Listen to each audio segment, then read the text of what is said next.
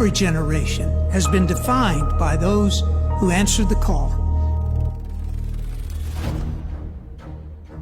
Rahab was called, a woman whose story began in brokenness but was rewritten through obedience. God redeemed her past and reshaped her future. Rahab was called, and so are you.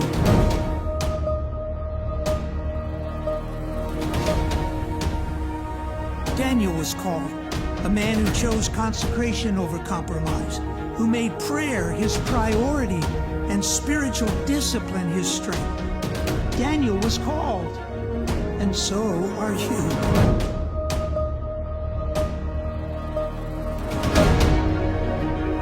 The three Hebrew boys were called, young men who refused to bow to cultural pressure, whose convictions burned brighter than any furnace.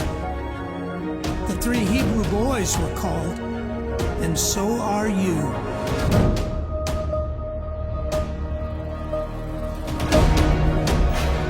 Moses was called, a man whose encounter at a burning bush ignited a mission to free a nation. Through his willingness to obey, a generation was changed. Moses was called, and so are you. They were all called, and so are you.